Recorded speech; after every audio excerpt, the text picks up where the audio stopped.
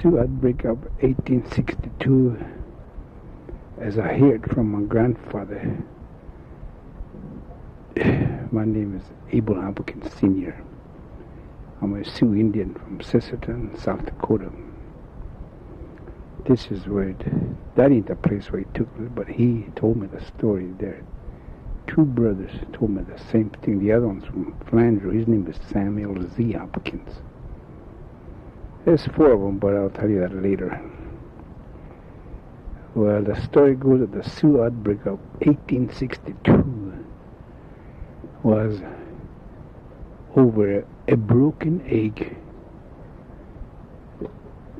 Quite a story to that broken egg. It's kind of a comical, but it is true. The Chief Little Crow was the chief of them Santee Indians. Them is the one that started that war. You know, we all got included, Sisseton and, Sisseton and Wahpeton seemed together, and then all through some in Sitting Bull and all up. There's 4 years of a terrible times, wars and stuff like that. My grandfather, two of them, maybe all four of them, I don't know, they were caught in it. See, they're between from Sisseton, which is now northeast corner of South Dakota. They visit way down to Nebraska. There's where them Santees are. They go back and forth. During that outbreak, they must have been traveling, and here they got caught in a circle there. They didn't know what it was about. But I'll tell you that later. This chief, Little Crow, they must be camping close to a little town. I don't know where it's at. It's the borderline of Minnesota, which is Minnesota today. Someplace in the south corner of Minnesota. I don't know. Anyway, he had 3 nephews, and they had 1 sister. Here there was a young man who married his sister, so that made 4 of them that went hunting that time. I don't know where they went. They go foot, or sometimes they had horses, but they must have went foot. Them days they go foot. They go 2-3 days at a time. They hunt all this prairie and coulees in the woods. You have to watch out for them chipways. They come way down in there too. War parties. Anyway, they were gone quite a while, maybe a couple, 3 days or 4, whatever it is. They must be on their way back. I don't know if they had any game or not, but you can tell there. They came back. They were coming towards their camp, and it must be quite a ways yet. But at that time there were settlers. Some settlers were in that part of the country then, in territory then, and they came upon a little clearing, and there was a little settlement, not a farm, whatever it is. He had a little log house, and he had made a barn like. It must be in a fall, because there was a haystack. You know, the stack, they cut them by swath that time, swathers, you know. They must have a lot of hay in the woods, piled it up. They must have a few chickens and one thing another. A little farm, little one. And as they came to come by must be the wind, the smells. I don't know how they knew it, but they smelled bread. That woman must have been baking bread or making bread. I don't know how they got the wheat bread, so gee, it smelled good. So one of them three brothers, they told one of them, they stopped by the place. They said, why don't you go and take that? You got the best moccasins here. He said, the good ones too. He said, maybe that man would fit him in there. You could trade him for a loaf of bread, and we'll all have a big piece of bread and a big drink of water, and we'll feel good, and we'll go on home. Yeah, so he went over there. He went to the door, closed the door. There's a woman. Opened the door. There's dogs barking there, so he came out of the door. Woman came out, and he had this moccasin. He showed this woman this moccasin. And he made a motion to eat, bread. Cut it up, bread, and eat. I'll give you this moccasin. Must have made signs like that. That woman, a woman could sense. They got the sixth sense. Strong, The Indian and white, they all got it. Even today they got it. They can sense danger or something is going to happen, they could sense it. Of course, us men, we're just, plumb blockheads, I guess, I don't know. Anyway, she motioned him in the house, so he went in with his moccasin. Already that man was sitting in a corner over there on a bench or something. And he was looking at that Indian. He didn't approve of him coming in his house. He didn't care for him right away. He must have told his, because these boys couldn't talk English, but by watching him, he was telling him, must have told him that this man has got this little moccasins, he wants a loaf of bread. And he said, give it to him. He said, it's not just one loaf. He said, it means nothing. Must have said that. You could fit the moccasins, boy, they're just your size. That man right there, he didn't like it. No, he said, I don't want no moccasins, and I don't want no Indian in this house. He must have said that. Just tell him to get out of here. Don't give him no bread. Get out of here. So that woman looked at him and shook her head like that easy. So this boy, he turned around and went out. Well, to make matters worse, when he came out, that man came out and followed him.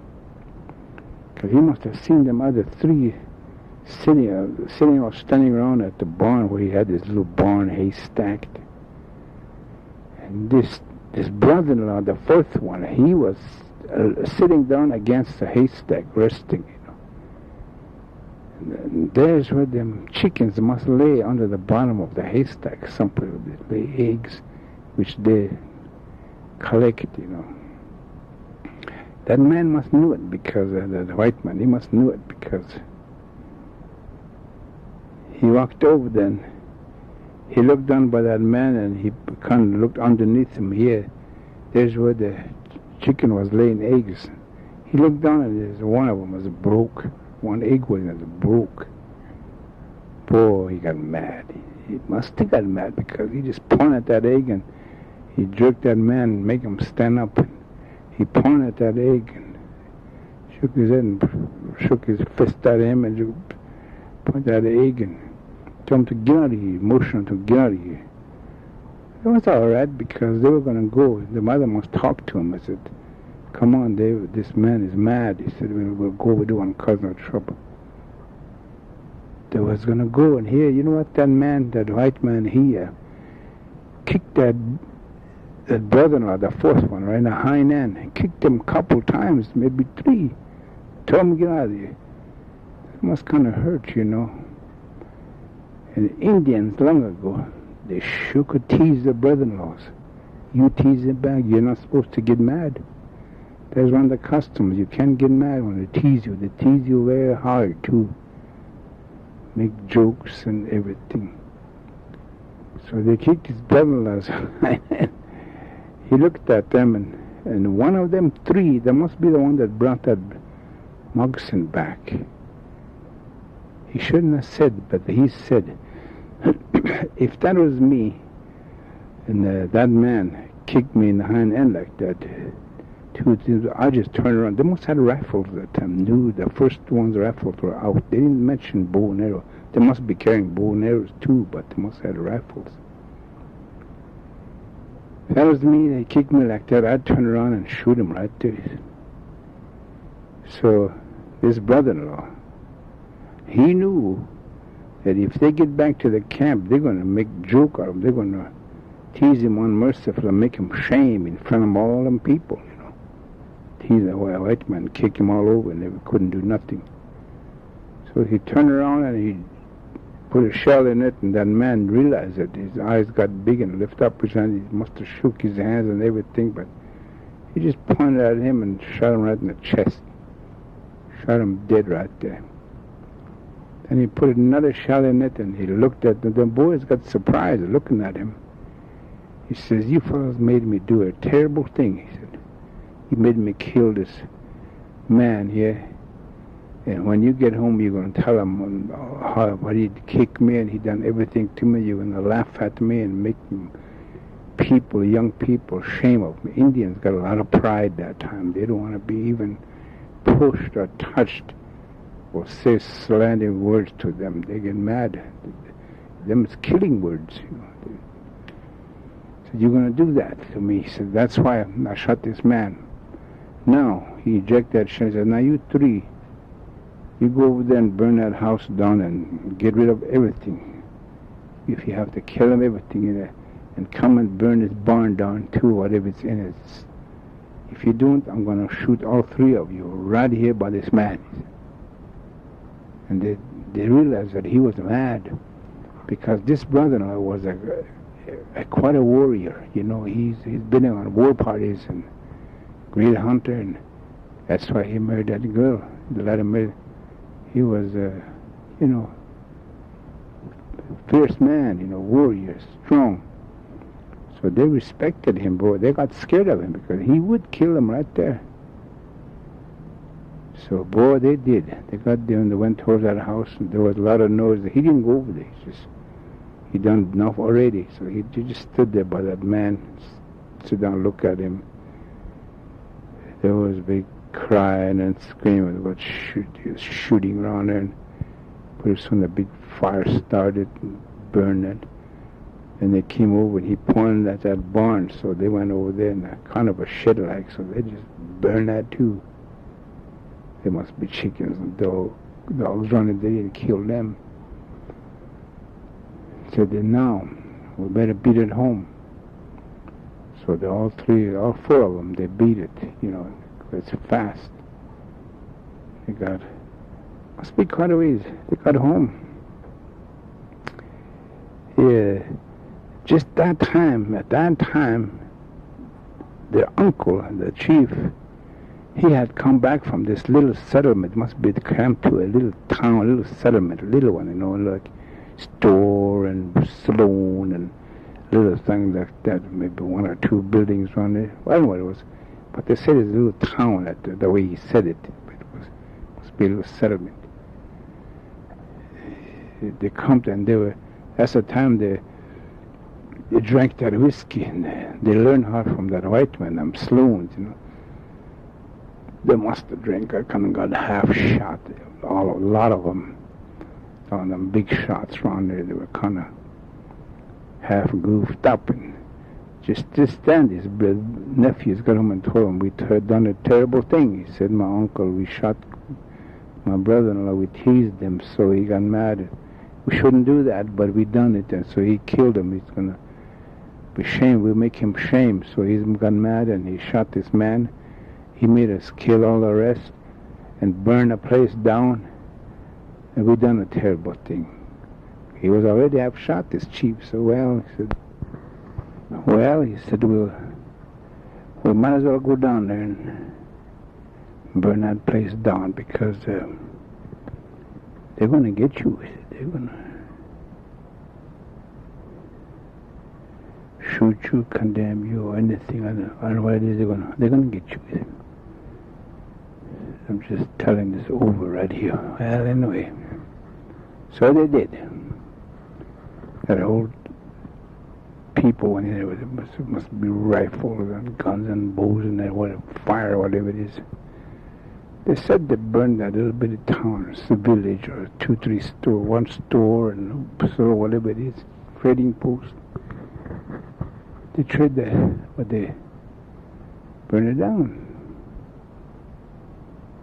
Then somebody must got away or something, and they must went and reported to the army. The army came in. They came in afterwards, you know. They started to declared a war on them Indians, them Santee, Sioux. They made a big sweep. That's when my other grandmother from my mother's side, you know, my great-grandmother, she said she tells about that. The war lasted miserable, but 4 years maybe. It lasted a long time, I said. 3 or 4 years, I don't know. That's when it involved Sitting Bull too. Sisterton, Sitting Bull, and they went into Canada too. Some left some up there. A lot of sisters went up there and left them up there. That's what she tells about. She tells about how the army chased them and they beat it from them camps. Left them. They left old people and women and crippled kids. You know, they can't take them well. The army came along and cleaned them out. You know, must have shot them. They must have had a victory. They call it victory, I suppose. I don't know. Anyway, that's her side. That's what she tells about a girl that must be 18, 19 years old. 18. She was a speedster there. She just outraces boys and girls and even young men. Nobody couldn't beat her. Oh, she's fast. I mean, we call it on the yard dash now, but at that time they just mark off and run. Yeah, when them soldiers started come chasing them, that girl, she must have got scared. She couldn't even hardly move. She was paralyzed there, you know, fright. She couldn't just barely move around the wall, kind of try to run, but they couldn't do it. So then some of them folks just helped her along. They got her by the arms and just, they were crying as they run, but they just dragged her along. But in time, they said it got all right again, but at that moment she was paralyzed. Just couldn't. In Indian, we call that wahuata. That means you're so scared you just stop right there and you couldn't move a limb. They do that nowadays too in places, you know, something.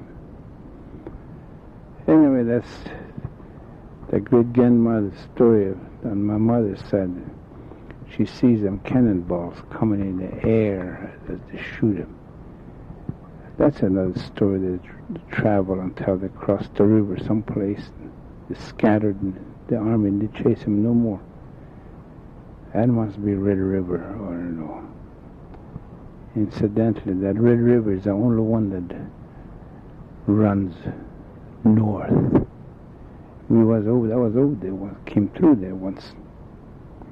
It's funny, every other river is running south, downhill. That one's running north. That's true, I've seen it. Anyway, that's the part of my great-grandmother's story on that side, how that's what my grandfather was, my mother's father was gone. They don't know where he went, so they went back to look for him. But before they ran away, you know, before they beat it, getting ready, they lost him. Said they found him. He was pushing dry meat off from them drying racks, you know, buffalo meat. Said he wasn't worried about war. He was worried about dry meat. So they took him and they sure beat it with him. He wasn't very old that time. Sounds like 4, 5, maybe more than that. I don't know. He must have died. He died in 1925.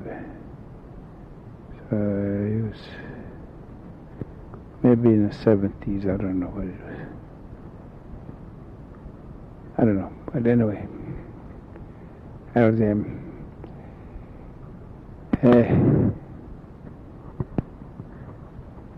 So from there, I don't know where I'm going to tell. We go back to what that big town war is again, you know. They had a lot of stories about that, what they'd done and the town was burning. It must be quite a sight, Well, of course, that's terrible, The people, the Indians done that. They were drunk, most of them. Here, before that, these Indians went. There must be a fort someplace around there close. There was camp someplace. These Indians went to this. He was a major or a captain or something of that fort. His supposed to be handling some of the Indians' rations. They give him rations, so they put him in charge of it so they could feed the Indians.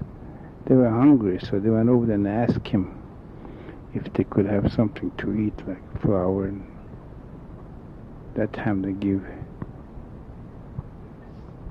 some kind of a meat, I guess, maybe. Of course, there's a lot of wild animals Indians eat, but the rations must be lard and flour and I don't know what they get, hardtacks or something, maybe tea.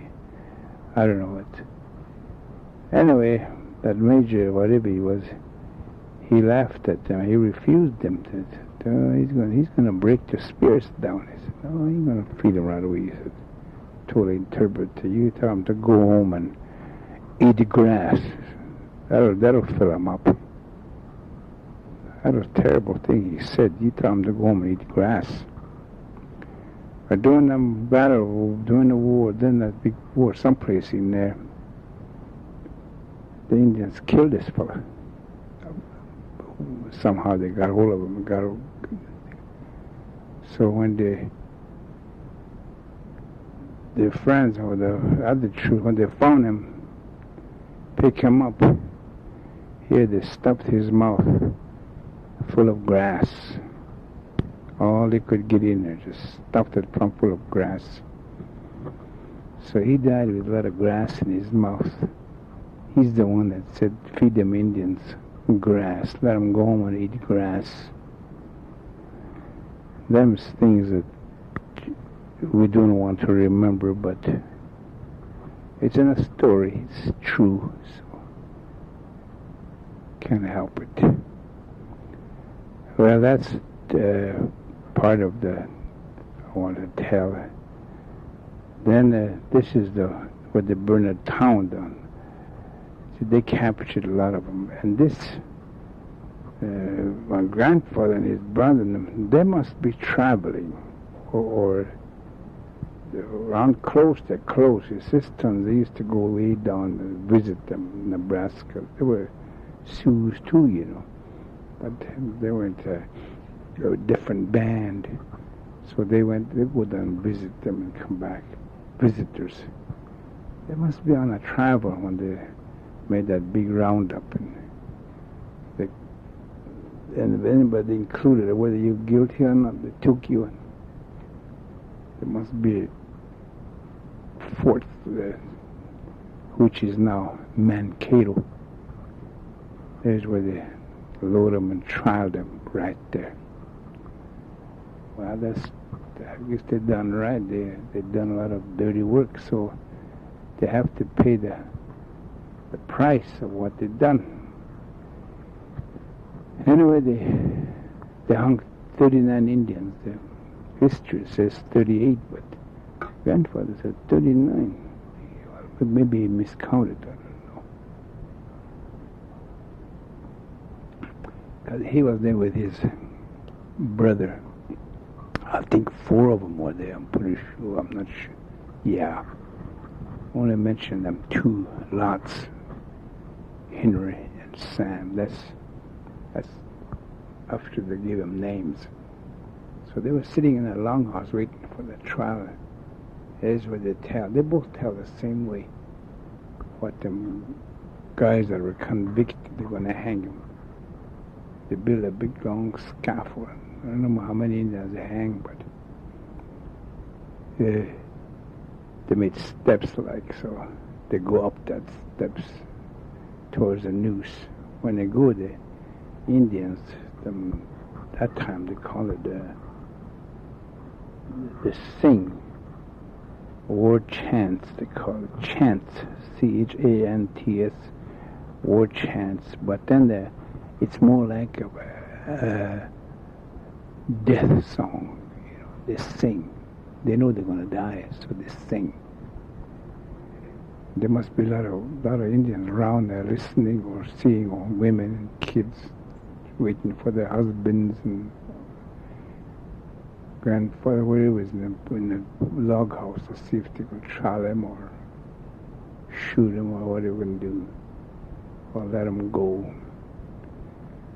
So the guys would walk up to the gallows. You could hear them singing. He said he could hear them from the log house talking and singing as they go up.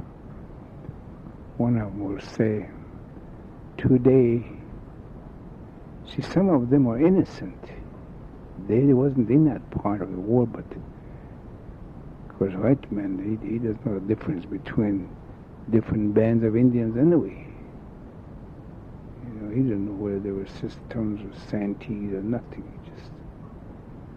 So they were all convicted at the same time, whether you're guilty or not. And this must be some of them are innocents. I wonder. That's walking up there, and they'll sing, and they'll talk, and they'll say, today they're going to hang me. I don't know what for. I was just going through it. They got me, they put me here, and they said I'd done something wrong. I never done nothing, but they're going to hang me, and they're going to kill me. Whoever hears me, you get home, tell my relatives that I was not scared to die. They didn't bother me. I'm not scared of them. That's the way they sing. They were brave. Some of the Indians, when they're going to die, they don't cry or thrash around or nothing. They just go up there. And that's, a lot of them were talking like that. Some of them were really convicted. Talk and sing. That must be going on all day, because every time one is hung with they'll hit a bass drum, and boom, and then one go in there and go down again. That's what he said. He heard that. Don't know how long it took him to hang the 39 of them, but I don't know if there's any history there, or there wouldn't be no monument, not for Indians. If there was a white fellows that hung there, or they would had a monument by now. Put a wreath there every year. But they never heard about it. Anyway, the other ones, Indians that's in there, they were just sitting and waiting. Here, they already had interpreters, you know. It must be French, part Indian and part French. They could understand Indian and talk Indian, but still they were kind of talk with throw in with the whites. They're spared that way. I had one of them guys. He come in there with another man, a little short man with black clothes on, and he said the hayak means clothes. He said all black ones and shirt, white one, and little black hat. He had a book on something under his arm. It must be a book, Bible, I bet you. And when he come in, he stood there. There must be some officer sitting in a table or a bench or something where they're making all these lists and taking care of the names. That interpreter said, this man is a missionary. The Indians, they don't know what a missionary is. They don't know nothing. I just thought to my grandfather, said, imagine they said, you know, because after 2 years after he found out that what they were, them people, what they were, then he knew. They want to give you a name. He said, of course, that part they understood. They're going to give you a name. He's wondered, my name is, they're going to change my name. See, his name was Redigo, and his brother was named as Bluebird. And there was one they called Iron Soldier. And this one they called Chaskena. They named him Robert. This Iron Soldier, I think, is guy, I'm not sure. But these two that tells it, my uncle, my grandfather, first he went up there and asked which name you want. Well, he don't know. So he just pointed down like that, and here there was a name that he put his finger on. It's Hopkins. So they baptized him Henry Hopkins. Of course, all his brothers, they registered him that way, Hopkins. Sam Z. Hopkins, Zitkana, that's Z stands for Zitkana, that's bird, bluebird, that's his name, bluebird. Then the other one is Guy, must be Iron Soldier. I like that, Iron Soldier. I'm going to try to name one of my great-grandchildren for that, I don't know. Richard, I guess. Maybe if I wish I could. Then the last one is Robert. Well, that Robert, I don't know, quite a few years they had a centennial here. There was sister lived on the south side, so they even sold some centennial rifles and centennial things, books, and I don't know what it is they sold. It was all over Glasgow at the time. We was here. Here again, one of the magazines or books that we've seen. In there was a guy named Robert Hopkins. He became a missionary. He would become this way. He's up in Montana. Got married up here someplace. From there he must have kids. All I know is that the one called Moses. That was my uncle. I seen him. At one time. When I first came up Montana, he was Oswego. There's Melissa and David, them two. They were his kids.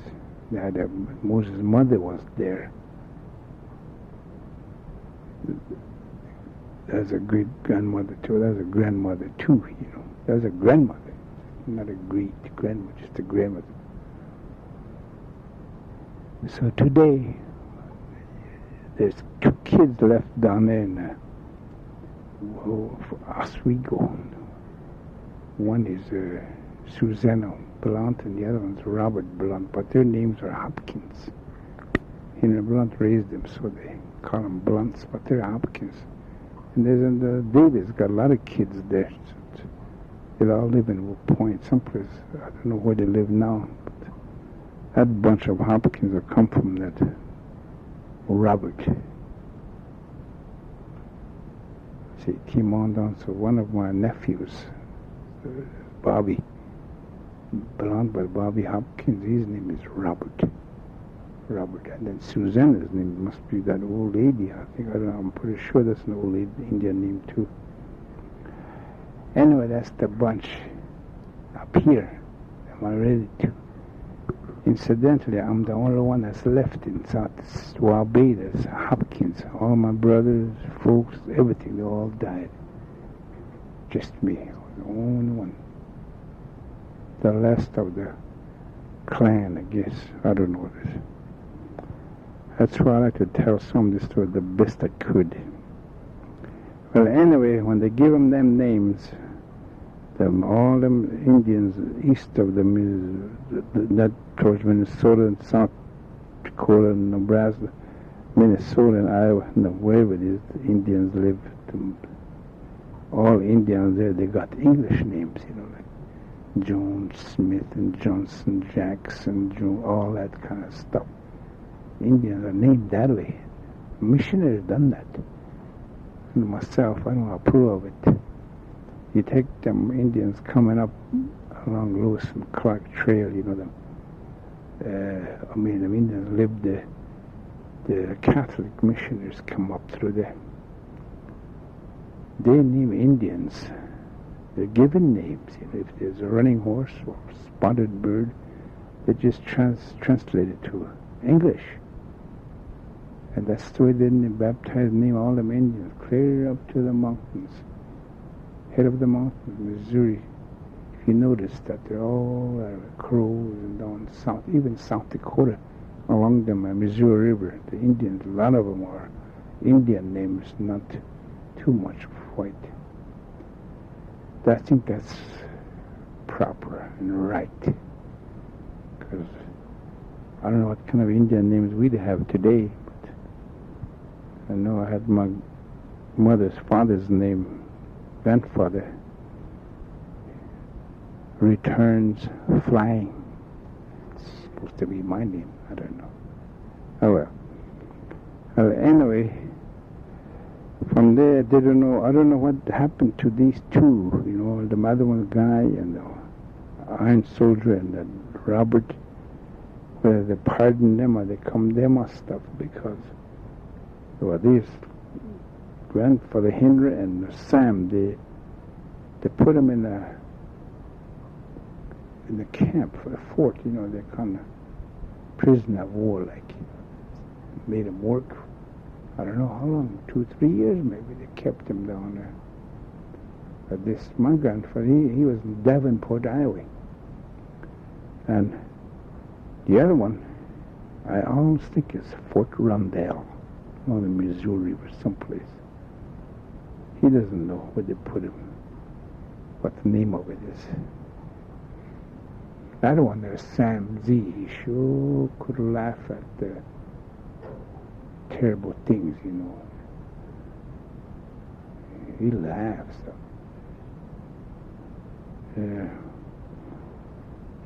They tell about they had a war party there someplace around, it must be a town of Flanders now or someplace towards Sioux Falls. Here they had a big war party with somebody, it must be Pawnees or they call them Omahas.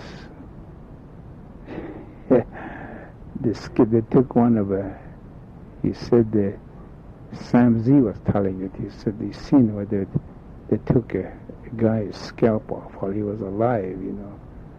They thought he was dead, so they took they made a big work, or just like a coke around his head and knife, and they just pulled that hair right off, peel it off, the scalp. Yeah, the forehead, it all dropped down, and her blood was running out of his big red head. But here he said he put his right arm and he pushed his eyebrow up like this, and he was holding his head up, and he was looking around and he was trying to see. You know, that's what he was laughing at. Instead of being sorry for me, he was sure laughing, you know. One of my daughters, a little sissy called Lillian, she's kind of dead a little bit. You get hurt or you get something funny up, instead of pity, she might laugh at you. And Donya, she was like serious, but she's that way. He must take after the grandfather Hopkins, I don't know. Take life as it comes, I guess, I don't know. But that's where they were. He was in Fort Davenport, Iowa. He knows how to say that, Fort Davenport. The other one, he doesn't know. He's worse than mine. He couldn't talk a bit of nothing. He just was our grandfather was a Davenport, but he was today you call it maintenance engineer. Them days they just call it flunky, you know, they use them like a burn dog, they call them too sometimes. They take oil of horses, and they must have a lot of horses on the post, chop wood and haul wood, all that, keep everything all craned up on it. That's the kind of job he was doing, I guess, so long. And when they released him, they gave him a little shiny cap, you know, unit cap, blue bill that's all shiny, you know. He had one. I don't know why he had it. Brought it home. And they lived in a little town of Ortley, about a mile, I guess, a little bit. When they want to go to the county seat, that's Webster, that's about 20 miles. $25 maybe, not that much either. They board that little skidoo, a short train, and they go up there and buy stuff as a county seat. They put it in gunny sacks, and then they come back on a train and get off and come home again. Here, when he's going to go up there, he always take his little shiny cap, put it on, and he stands a deep one. Get on, tells them conductor, me, Abraham Lincoln. He could say that. Me, Abraham Lincoln. I don't know who taught him that. So maybe they thought he was in the Union Army. I don't know. But anyway, he got away with that quite a while. They gave him free ride, him and his grandmother. They go to Webster and they come back for free. But it's just cheap anyway. Them days, probably 50 cents to go and then back. That's what it was that time. But today it costs about $5 or $6 to go to 20 miles.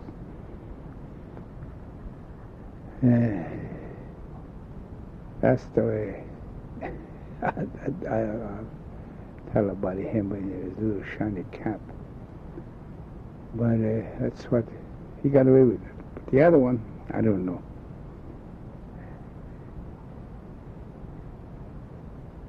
So that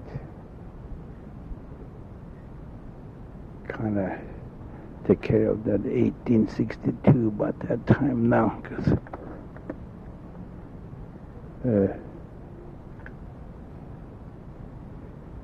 he told me a lot of things, that happened. It's not much of a story, but some's good and some's bad, but him, you see, Hopkins, Grandpa Henry Hopkins, he was a warrior, I don't think that Sam Z was, maybe not. But maybe he was too. But this Henry, he had scalps. He had taken scalps from Chippewas, Minnesota, which is Minnesota now. He tells me about how he got the scalp one time, one of them. And he said the first time he ever got one, that's the first time he got one. Chippewas scalp. They were riding on a canoe. From the brush, they got him. 2 or 3 of them, I don't know how many of them, but he got one. He put that scalp on his side of his side belt. They were coming home. He said in the nighttime when they sleep someplace, when he sleeps all alone, that man that he took his scalp off, he will appear in front of him in his dreams and everything. It'd have terrible. As long as he rolls over and lay close to his friend and touches his friend's body, that thing don't bother him. He said he was bothered for a long time, but he finally got over it. I don't know. That's just what he said. He's got some wonderful stories about, believe it or not, stories too, I like to hear him. Now, my other grandfather, the one that raised me, he's got stories, but I just know half of a lot of them, just half, because I fall asleep on him when he's telling it, or he goes to sleep, and I have to jerk him around so he could stay awake, he could finish his story. But that's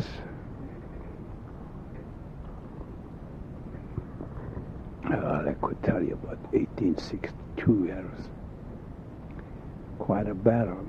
They said it was quite a battle, but it's kind of one-sided because at the town burning, that was all a lot of Indians, so they overpowered them, But afterwards, when they were chasing them, we met some guys from Canada.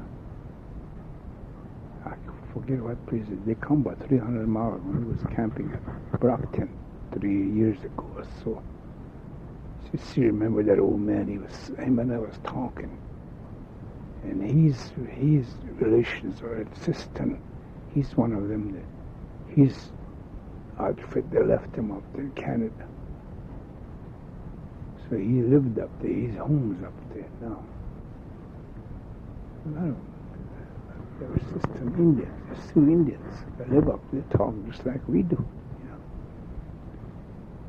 So I had a good visit with that fella. He was trying to tell me about that story about the broken egg. I had to kind of straighten him out a little bit here and there where he didn't tell it the way I heard it from my grandfather, because he was there at that cabin where they hung 39 of them.